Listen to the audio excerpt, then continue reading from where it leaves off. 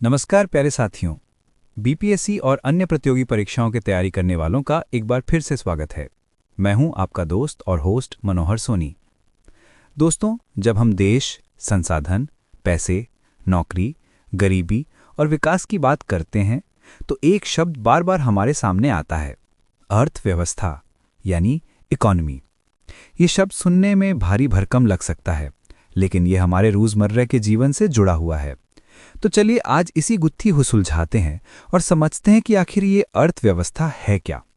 ये किसी देश का ऑपरेटिंग सिस्टम कैसे है, अर्थव्यवस्था क्या है और इसे कैसे समझें। इसे एक बहुत ही आसान घरेलू उदाहरण से समझते हैं। मान लीजिए आपका परिवार एक छोटा सा देश है।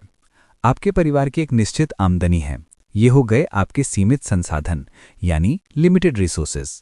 अब आपकी ज़रूरतें और इच्छाएं बहुत सारी हैं। घर का राशन, बच्चों की स्कूल फीस, कपड़े, घूमना फिरना, मोबाइल का बिल और भी बहुत कुछ। ये हो गई आपकी असीमित आवश्यकताएं यानी अनलिमिटेड वांट्स। अब आपके परिवार का मुखिया इन सीमित पैसों से सभी ज़रूरतों को पूरा करने के लिए जो भी मैनेजमेंट, जो भी व्यवस्था करता है कि कितना खर्च कहाँ करना है, क्या अभी ज़रूरी है, क्या बाद में कर सकते हैं, बस इसी पूरी व्यवस्था को हम आपके घर की अर्थव्यवस्था कह सकते हैं। जब यही व्यवस्था एक बड़े स्तर पर यानी किसी गांव, शहर, राज्य या पूरे देश के लिए की जाती है तो उसे उस देश की अर्थव्यवस्था कहते हैं। संक्षेप में कहें तो किसी क्षेत्र में उपलब्ध सीमित संसाधनों का उपयोग करके लोगों की असीमित आवश्यकताओं को पूरा करने वाली प्रणाली या व्यवस्था ही अर्थव्यवस्था है। परीक्षा के लिए कुछ प्रमुख अवधारणाएं। चलिए अब कुछ उन बुनियादी बातों को समझते हैं जहां से अक्सर परीक्षा में सवाल बनते हैं। 1. अर्थशास्त्र और अर्थव्यवस्था में अंतर। कई लोग इन दोनों शब्दों को एक ही समझ लेते हैं, लेकिन इनमें एक मौलिक अंतर है।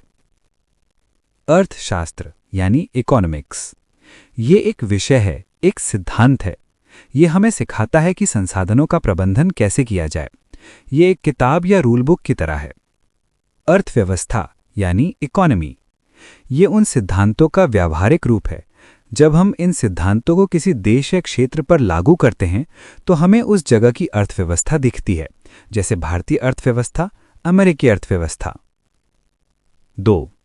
अर्थशास्त्र की दो मुख्य शाखाएं हैं, व्यष्टि और समष्टि। व्यष्टि अर्थशास्त्र यानी माइक्रो इकोनॉमिक्स। जैसा कि नाम से ही स्पष्ट है, माइक्रो यानी छोटा। जब हम अर्थव्यवस्था का अध्ययन छोटी छोटी इकाइयों के स्तर पर करते हैं तो उसे व्यष्टि अर्थशास्त्र कहते हैं। जैसे एक व्यक्ति की आय, एक परिवार का खर्च, एक कंपनी का मुनाफा, किसी एक चीज की कीमत, जैसे प्याज का दाम क्यों बढ़ा। समष्टि अर्थशास्त्र यानी मैक्रो इकोनॉमिक्स। मैक्रो यानी बड़ा। जब हम अर्थव्यवस्था का अध्ययन पूरे देश के स्तर पर एक समग्र रूप में करते हैं तो उसे समष्टि अर्थशास्त्र कहते हैं।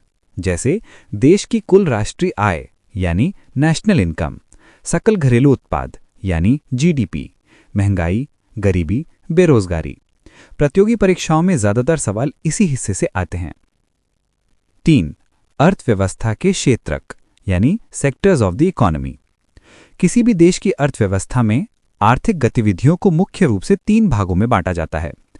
प्राथमिक क्षेत्रक यानी प्राइमरी सेक्टर, इसमें वे गतिविधियां आती हैं जहां हम सीधे प्रकृति से जुड़े संसाधनों को उपयोग करते हैं, जैसे कृषि यानी खेती, पशुपालन, मछली पकड़ना, खनन यानी खानों से कोयला या लोहा निकालना। इसे कृषि एवं संबद्ध क्षेत्रक भी कहते हैं।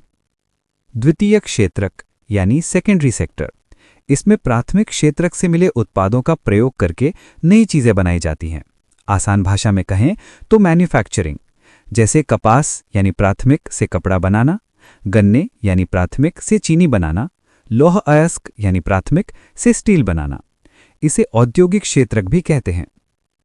तृतीयक क्षेत्रक यानी टर्शरी सेक्टर, ये क्षेत्र कोई वस्तु नहीं बनाता बल्कि सेवाएं यानी सर्विसेज प्रदान करता है, जैसे बैंकिंग, ट्रांसपोर्ट यानी बस ट्रेन, शिक्षा यानी स्कूल कॉलेज, स्वास्थ्य यानी अस्पताल, सूचना प्रौद्योगिकी यानी आईटी।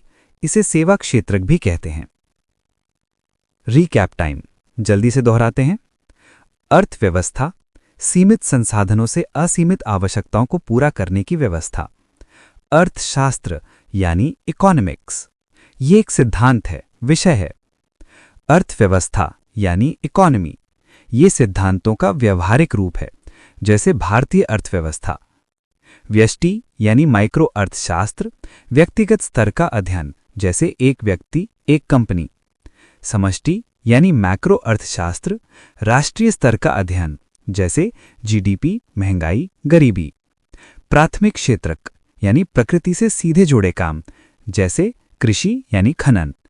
द्वितीय क्षेत्रक यानी विनिर्माण या उद्योग, जैसे फैक्ट्री, कारखाने। तृतीय क्षेत्रक यानी सेवाएं प्रदान करना, जैसे बैंकिंग, आईटी, परिवहन। तो दोस्तों, आज आपने समझा कि किसी भी देश को चलाने वाला ऑपरेटिंग सिस्टम यानी अर्थव्यवस्था क्या है, इसकी मूल बातें क्या हैं और ये कैसे काम करती है। हमने ये तो जान लिया कि अर्थव्यवस्था में खेती, उद्योग और सेवाएं होती हैं, लेकिन क्या आपने कभी सोचा है कि इन पर नियंत्रण किसका होता है? क्या सारे फैसले सरकार लेती है, या सब कुछ बाजार की बड़ी बड़ी कंपनियों के हाथ में होता है, या फिर दोनों मिलकर फैसले लेते हैं? इन सवालों का जवाब ही हमें बताएगा कि दुनिया में कितने प्रकार की अर्थव्यवस्थाएं होती हैं। इसी रहस्य से पर्दा उठाएंगे हम अपनी अगली कड़ी में, जहां हमारा विषय होगा अर्थव्यवस्था के प्रकार यानी टाइप्स ऑफ इकोनॉमी, और हम जानेंगे पूंजीवादी, समाजवादी और मिश्रित अर्थव्यवस्था के बारे में। तब तक सुनते रहिए ऑडियो गुरु।